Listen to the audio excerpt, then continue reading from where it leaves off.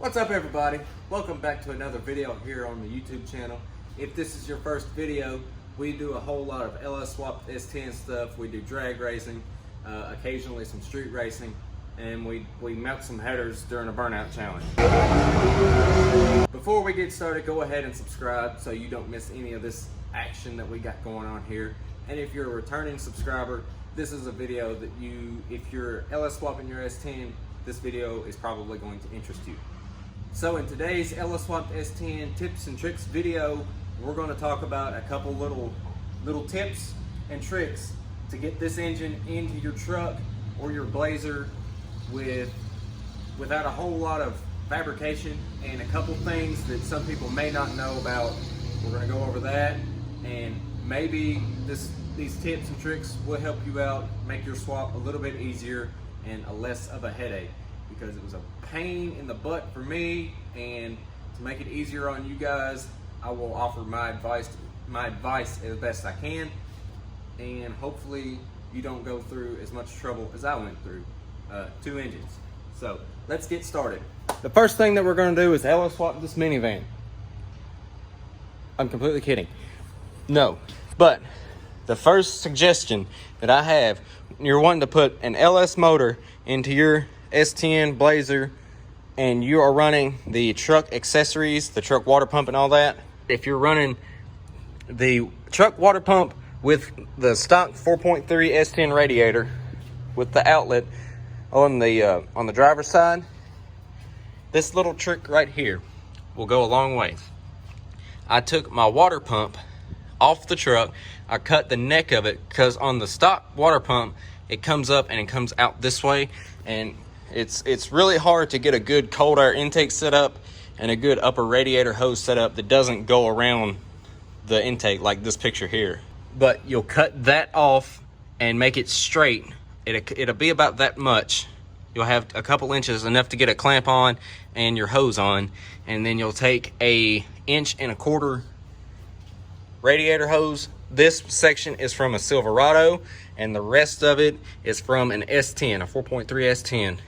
It's spliced together and cut to make it work, because in that picture you've seen how it just wrapped around the intake, and it would increase my intake temperatures, which is a no-no when you're trying to drag race and make power NA.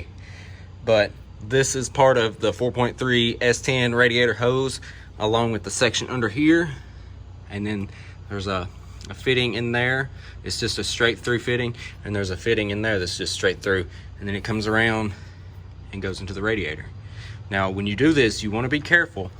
You want to kind of secure it. It was secured better than that, but you want to secure it and make sure it doesn't get into your alternator in your belt, because it will cut it and it will pop. And that's why I have all this nice brown stains on my radiator, or on my heads and on my brackets. The lower radiator hose is a stock Silverado. This is a Silverado engine. This is a stock Silverado lower radiator hose. It was cut, as you can see there, because they're really long, and I believe it is an 1.5 inch radiator hose. Really, any 1.5 inch hose will work. And your water pump heater hoses, the hoses that come out of your water pump here, you can either run those to your heater core, or you can bypass them with this hose here. Now one side is a 3/4 and the other side is a 5/8. If I'm not mistaken, you can see the difference there.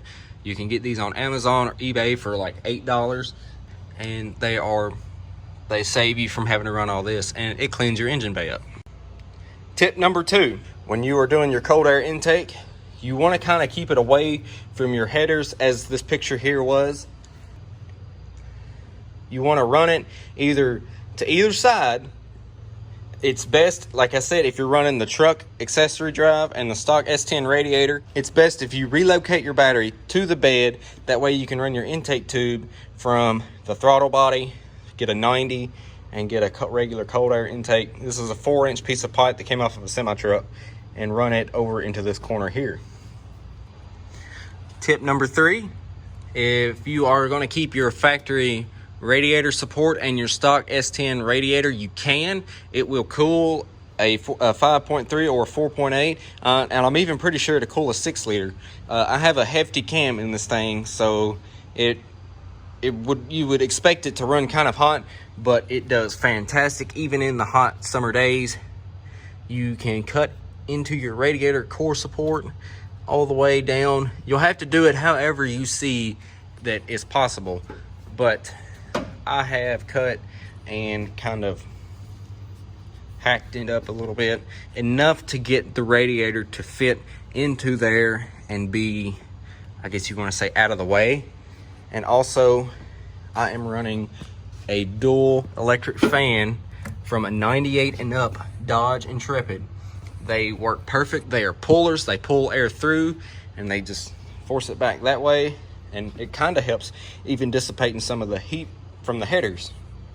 Also, if you are running your stock S10 radiator and you don't know what to do with the steam ports, the steam port vent that comes off of the heads up in there, you can't really, you can see the hose right there.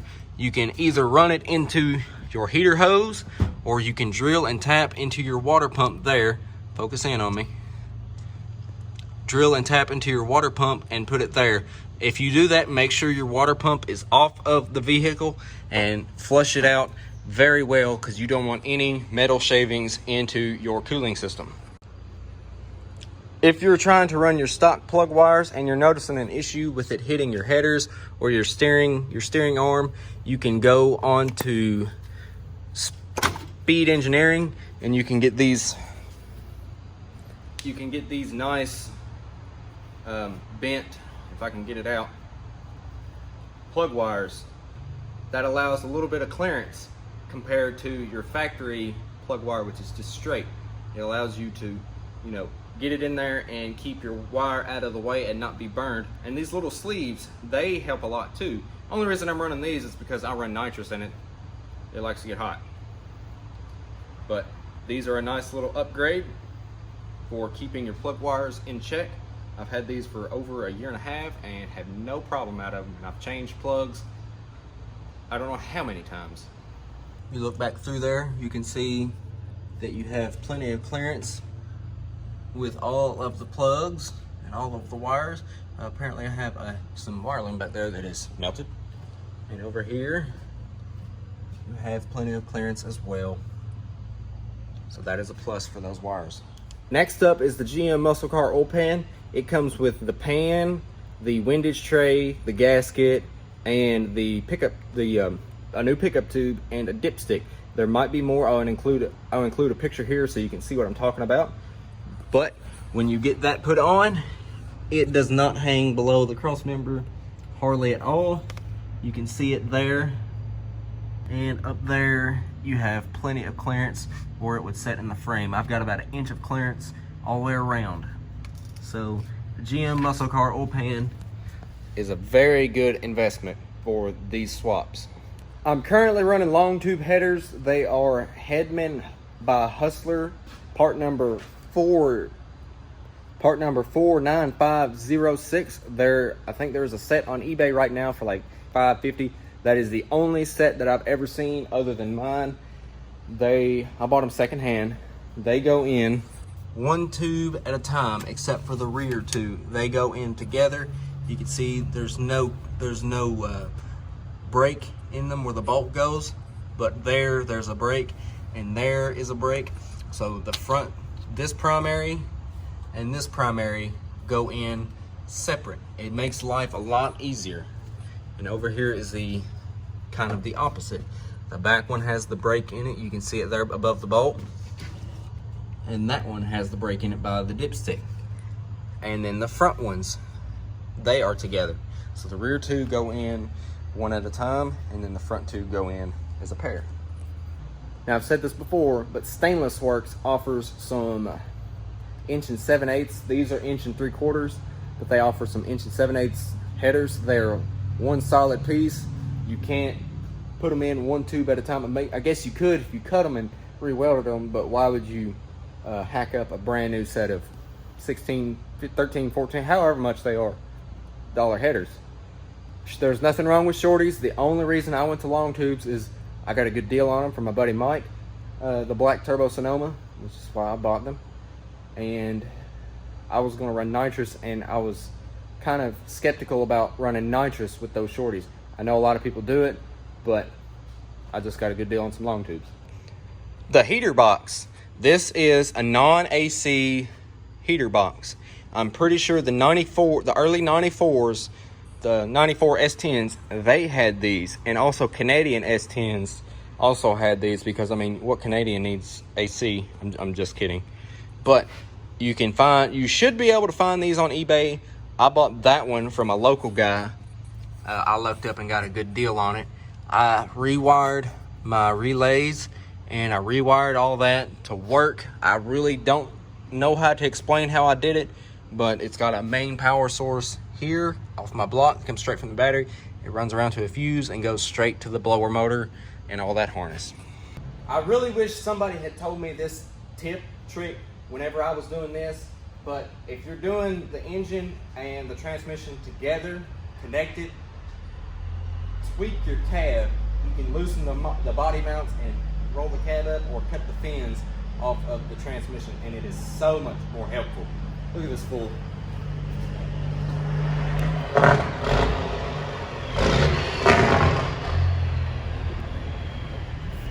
Let me tell you, the truck drivers around here ain't got no damn sense. That's going to be all for this video. I hope you guys learned a thing or two. If not, it's no big deal. I tried, and if you did, awesome. Thank you guys for watching. Make sure you click thumbs up, drop a comment, stop by the S10 Life website and grab you an S10 Life or a LS Blue or a Sin 10 t-shirt or hoodie. I'll leave a link in the description. The support, it really means a lot to us. Subscribe and turn the notification bell on so you don't miss anything, and we'll see you.